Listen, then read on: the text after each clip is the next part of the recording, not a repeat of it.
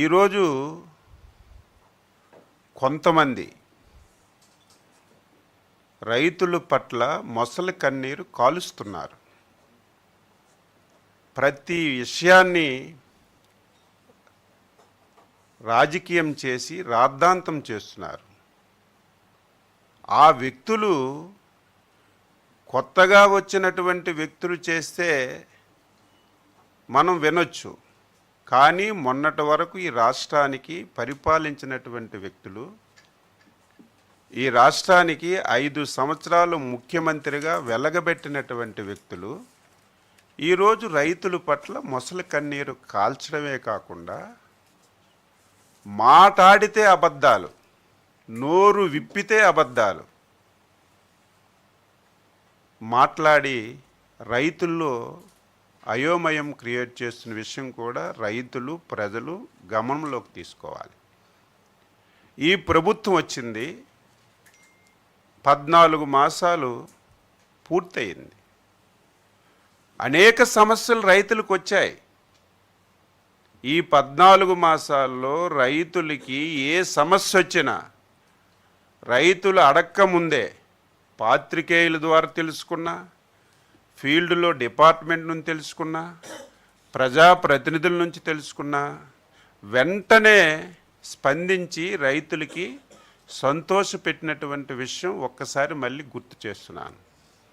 ఉదాహరణకి మిర్చి ప్రాబ్లం వస్తే ముఖ్యమంత్రి గారు, ఎప్పుడైనా ఒక ముఖ్యమంత్రి కేంద్ర మంత్రి కార్యాలయానికి వెళ్ళి కేంద్ర వ్యవసాయ శాఖ మంత్రితో మాట్లాడి మా రాష్ట్రంలో మిర్చి ధర పతనమైంది, మినిమం ప్రైస్ ఇవ్వాలి, ఏదైతే గ్యాప్ ఉందో ఆ గ్యాప్ ఫండింగ్ ఇవ్వాలని చెప్పి ఫస్ట్ టైం ఆదేశాలు తెచ్చిన విషయం కూడా ఈ సందర్భంగా గుర్తు చేస్తున్నాను.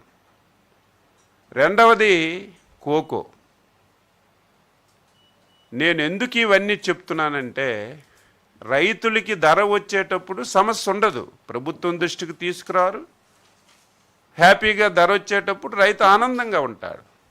రైతుకి ఎప్పుడైతే ధర తగ్గుతుందో అప్పుడే ప్రభుత్వాలు వెంటనే రంగంలోకి దిగి రైతుకి నష్టం లేకుండా చెయ్యాలి. అది బాధ్యత.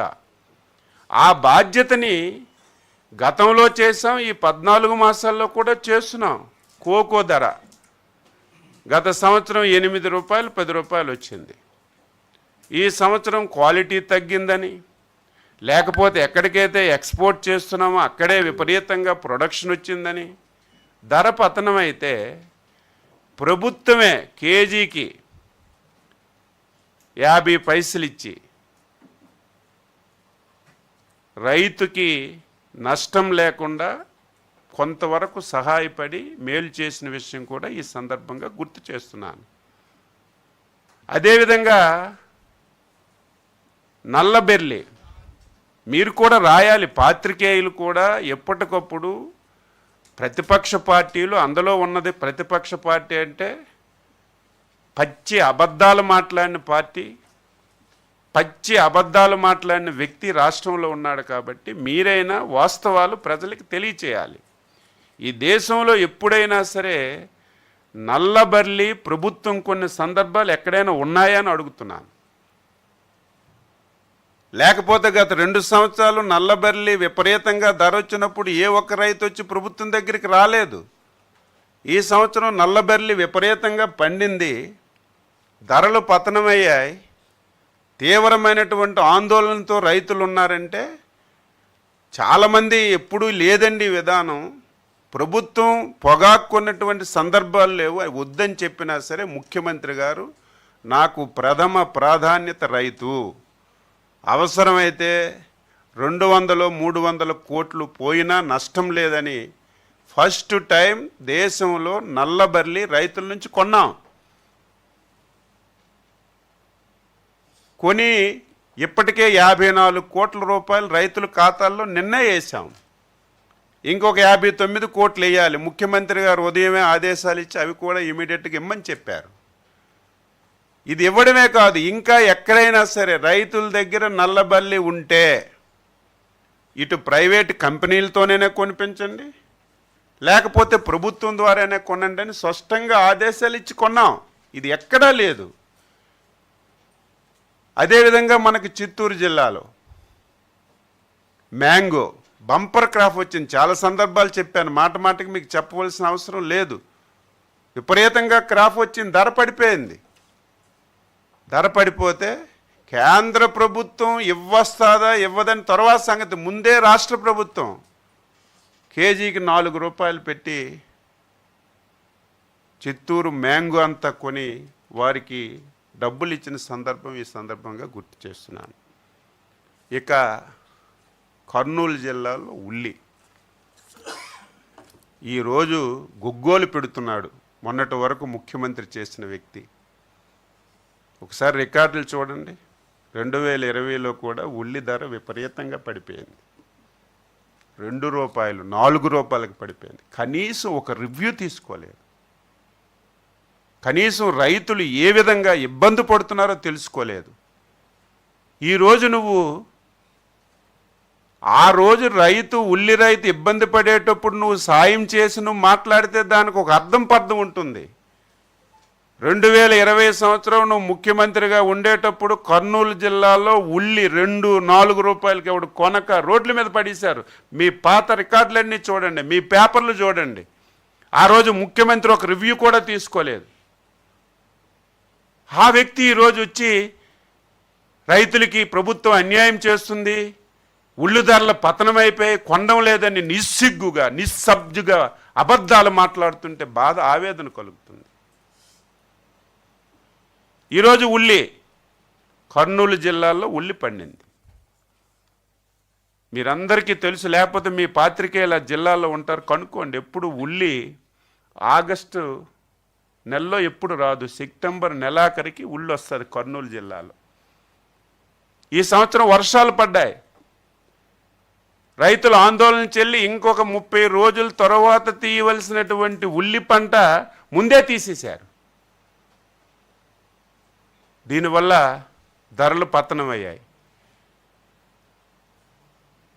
దీన్ని ఎవరు మా దృష్టికి చెప్పలేదు.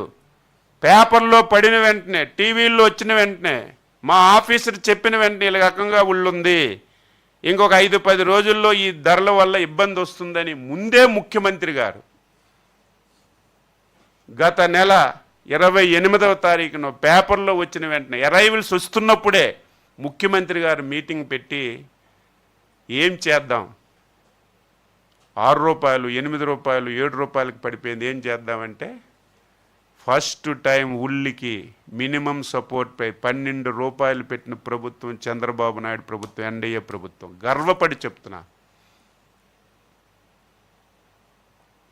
ఈరోజు 5,700 మెట్రిక్ టన్స్ ఈ ఎర్లీగా వచ్చినటువంటి క్రాప్ ఉంది. ఇప్పటికే మనకి 4 రోజుల్లో కొంతమంది ఎక్కడో తప్పుడు మనుషులు ప్రభుత్వాన్ని మీద బురద జల్లాలని ఎక్కడో తప్పుడు పోస్టులు పెడుతున్నారు. ఉల్లి రైతులు గగ్గోలు పెడుతున్నారు, ఉల్లి తెస్తున్నా కొనడం లేదు, రైతులు నష్టపోతున్నారు, ఇబ్బంది పడుతున్నారని కొంతమంది పొలిటికల్గా చాలా తప్పుడు సమాచారం ఇస్తున్నారు. 4 రోజులైంది మొదలుపెట్టాం. కర్నూలు మార్కెట్కు వచ్చిన ప్రతి ఉల్లి గడ్డ వెనక్కి పంపించకుండా కొన్నాం. ఇప్పటికే 580 మెట్రిక్ టన్నులు కొన్నాం. నేను రోజు కలెక్టర్తో మాట్లాడుతున్నా, ఆఫీసర్తో మాట్లాడుతున్నా, సార్ ఎవరు వచ్చినా ఒక్క గింజ ఒక్క ఉల్లి గడ్డ మిగలకుండా కొంటున్నామని చెప్పి నిన్న కొన్నాం, ఈరోజు మళ్ళీ కొన్నాం. కనిష్టంగా 1200 పెట్టి గరిష్టంగా 1359 రూపాయలతో కొన్నాం. ఈరోజు నిస్సిగ్గుగా మాట్లాడుతున్నాడు. ఆయన మాకు సలహాలు ఇస్తున్నాడు. తెలుసుకో నువ్వు. చంద్రబాబు నాయుడు గారు ఉల్లికర్రలు కొనండి, రాష్ట్రంలో రైతు బజార్లకి పంపించి అమ్మండి అని చెప్పి మాట్లాడు. రైతు బజార్లు ఎక్కడుంచావు?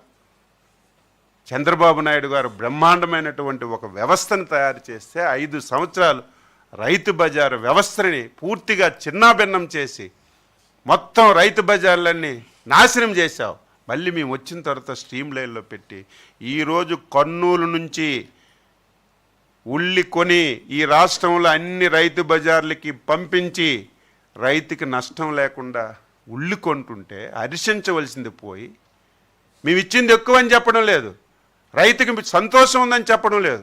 2 రూపాయలకి 3 రూపాయలకి వెళ్తున్నటువంటి ఉల్లిని మేము 4 రూపాయలు ఇచ్చి ఎప్పుడైతే మేము ఒక ధర ప్రకటించామో రైతుకి ఇబ్బంది లేకుండా 12 రూపాయలకి 13 రూపాయలకు కొంటున్నారు. మేము అదంతా కొని ఈరోజు ఉల్లి నిల్వ ఉండదు కదా, మీకు తెలుసు కదా, ఏదో దాచుకున్నట్టు ఉల్లి దాచుకోలేం కదా, అందులో తడిచిపోయిన ఉల్లి. ఎంత ముందు చూపు అంటే ముఖ్యమంత్రి గారికి ఆ జిల్లాలో ఉన్నటువంటి కళ్యాణ మండపాలన్నీ తీసుకోమన్నారు. ఇమీడియట్గా ఉల్లి తీసుకొని కళ్యాణ మండపాలు ఆరపెట్టమన్నారు. పెట్టి రైతు బజార్లకు పంపించి రైతుకు నష్టం లేకుండా చేయమని చెప్పారు. కొంత శాతం అయితే పూర్తిగా పనికిరాంది వస్తుంది, అంటే లో గ్రేడ్ వస్తుంది. లో గ్రేడ్ అయినా ఏ గ్రేడ్ అయినా సరే తప్పనిసరిగా కొనాలని మేము ఉల్లి రైతుకు నష్టం లేకుండా ఈరోజు కూడా ఒక్కరు వెనక్కి వెళ్ళలేదు, వచ్చిందంతా తీసుకున్నాం. నిన్న తీసుకున్నాం, మొన్న తీసుకున్నాం, ఇంక రేపు ఎల్లుండి ఎక్కువ వస్తుంది. నేను ఈ సమావేశం ద్వారా ముఖ్యమంత్రి గారి ఆధ్వర్యంలో జరిగిన సమావేశం ద్వారా ఎవరు ఆందోళన చెందవలసిన అవసరం లేదు. మేమేదైతే ధర నిర్ణయించామో 12 రూపాయలు కేజీ, 1 పైసా తక్కువ లేకుండా, ఏదో మరీ లో గ్రేడ్ అయితే రూపాయి 2 రూపాయలు తగ్గొచ్చు, కానీ తక్కువ లేకుండా ప్రతి ఉల్లిగడ్డ కొనే బాధ్యత ఈ ప్రభుత్వం తీసుకుంటుంది. మీరు ఎవరి మాటలు నమ్మవలసినటువంటి అవసరం లేదని ఈ సందర్భంగా ఆ జిల్లాలో ఉన్నటువంటి రైతులందరికీ తెలియజేస్తున్నాను.